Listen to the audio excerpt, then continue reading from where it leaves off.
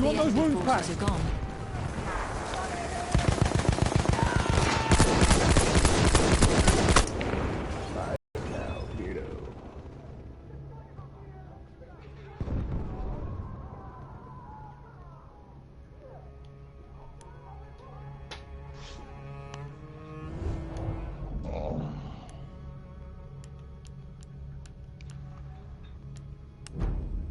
The enemy has reached the final objective.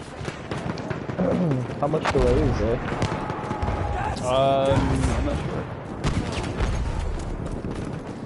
Somewhere between 7 and 14. That's first aid for you.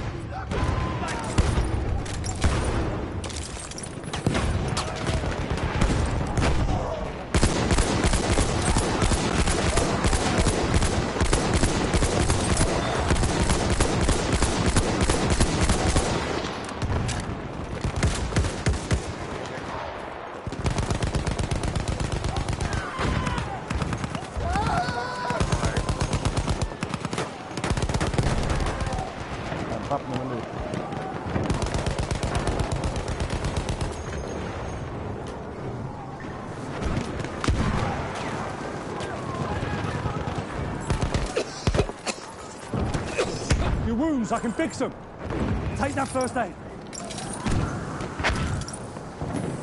What's the objective? We have to hold this objective. You want me to patch you up?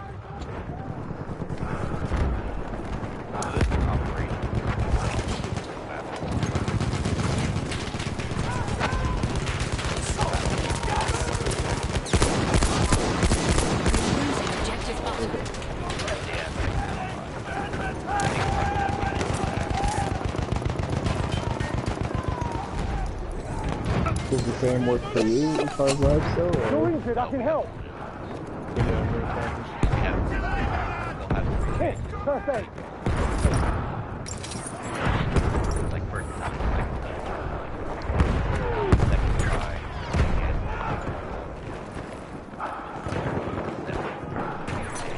I can patch you in. That's pretty cool. We are losing objective I butter. don't necessarily agree that you should have unlimited lives, though. If it works balance-wise, it makes sense, but... It does. Absolutely does. What do you think? That's where the challenge would be? We have lost objective butter. Just think of Past Conquest. There's like a 10-15 second long. If they take one flag, we can't. Oh. Yeah.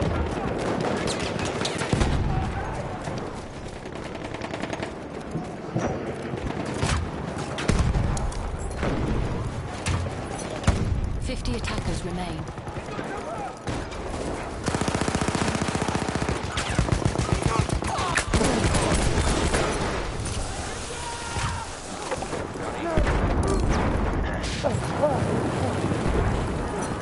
I'll deal with those wounds if you like.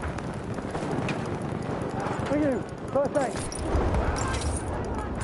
You've got damage, I'll fix you up. We have taken objective butter. Good. Oh.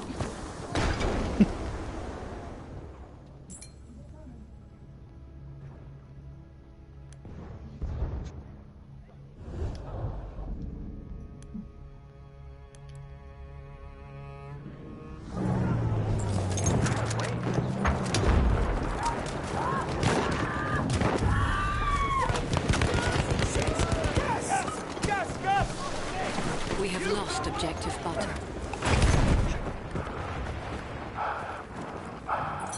Are you hurt? I'll patch you up. 20 attackers remain.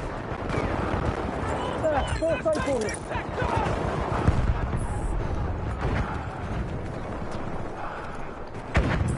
You want me to patch your wound? We sidewalked right past that guy.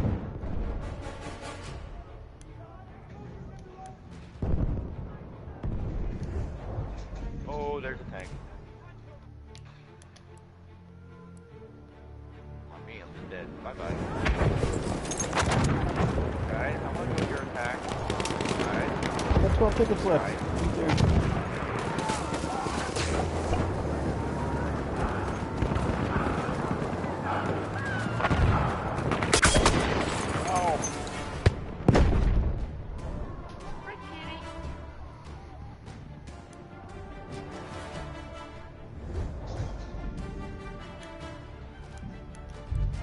Just hold A. Oh, we won. Amiens is ours. Your heroes, every man jack of you, all Medic working riot. together. That's the secret of British greatness. Haig can cease his panicking. Are you This watching war now too? will soon be won. No. In the 2 weeks since the start of Kaiserschlacht, the German army had suffered There's letters. I think there's 250,000 special. casualties, I don't know. including I don't know many what- of its elite stormtroopers, I without did it on the achieving the website a long time decisive ago. victory They didn't have the needed. app then. The Allies Well, had no, they also did. They had a lost companion app. thousands of men, so No, were they did, relying because on then the you could arriving US control, forces to conquer you one could be the last battlefield place of commander. hell. They don't have letters, unfortunately. Show me the heals. What? That's a horrible score.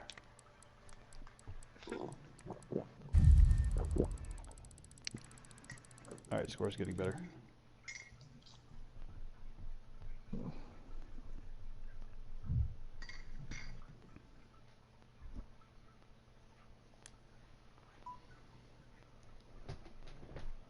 What happened? I didn't see No. who won, who got what there. What was my score? Your score, you got 35 revives. You were in the top 5. You got one of the highlights, I should say. Did I get a battle pack? I don't know, because it didn't take me to it. I think so. Yes, you did. I got a battle pack too. Yeah. Squad-wise, we finished 14th to 15th. We were 17 and 22. I was 28 and 25. I did not. We'll back out real quick.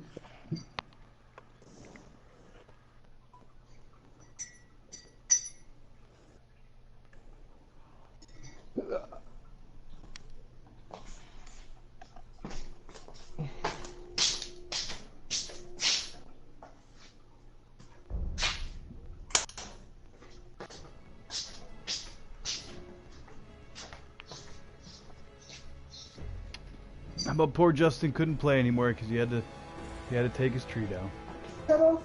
Yep. I just got bumped back to the main menu. So long to take his tree down. I don't know. I'm gonna open my battle pack.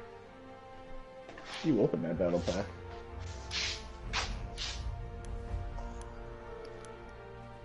These trees still doing off after New Year's. Well, we took ours down on Saturday. Well, so I guess yeah, before New Year's. Well, like, even just given the sake of the weekend, why would you wait till fucking Tuesday? I don't know. Damn it. Now I long for your conversation because you're taking down a tree. I'm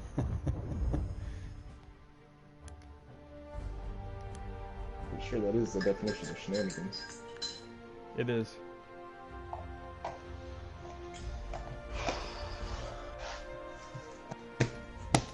I need to ruin it, guys. In a bad way.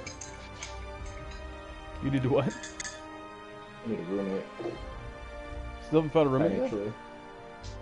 No, I mean, listen, honestly, I haven't put a lot of effort into going for it. But that needs to happen.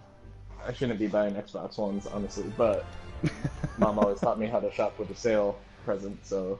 Yeah.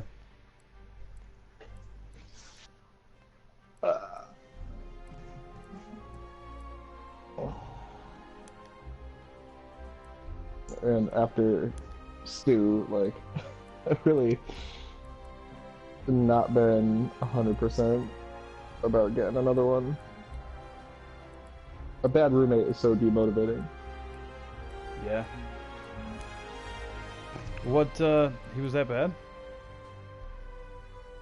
He wasn't horrible in the sense of like disrespectful or intentionally like dirty or anything like that. Like occasionally he would leave some extra dishes, but he was pretty decent about little things like that. He was really bad in the awkward sense of things. Like I think you were around for a lot of the stories of like when he'd bring his plenty of fish home. No. Like on a weekly basis. Yeah. After the fact that I told him he could not be bringing these fish around. Like, I was just like, dude, you can like be dating somebody fine. Like, give it a few weeks before you bring anybody around here, just so you can feel it out, get to know them. Next thing you know, they're around immediately after the first date. He's giving them a tour of the apartment and showing them his room. A literal tour of his 12 by 10 bedroom. This is where the magic happens. Yeah, basically. So I'm like, oh my god. And then, like, when they were around, it was so weird. And he would, like, fall in love with anybody he dated for more than 2 weeks. And then he'd be dating another one a week later. Like, it was fucking crazy. And I think you heard the story about when Justin and Cole came to visit. Right? I don't think so. It was supposed to be like my Pitbulls game, and they came up after like an OXCC battle. Yeah, no, I know that stuff, but I don't know what happened. Okay, so I told these guys. Oh, I'm sorry. I told Stu that I told them they were coming for the weekend, and I gave them as much notice as possible. And then I told them that they were coming a night earlier because I just wanted to give them a heads up there. And they were coming, 1, weather-wise, and 2, for convenience sooner. Right. So, like, alright. And then he tells me, oh, that was this weekend? I got this girl coming up to stay over. I'm like, Stu, this was like the night they were coming over. And she was coming over. And I was like, Stu, 1, like, this place is not equipped to handle that many people, and I gave you enough notice to be prepared for visitors, and now you're dropping this bomb on me like the night of. And again, you've only been dating her for like 2 weeks, and now she's coming up to stay for the weekend, so she was from out of town a little bit. So it makes sense to stay for a weekend, but sure, not the best weekend. So I gave them the heads up about it going to be a little tight and how awkward he is that way. And I was like, listen, you know, this was going on, so just a heads up. And they were crashing in the living room, or what have you.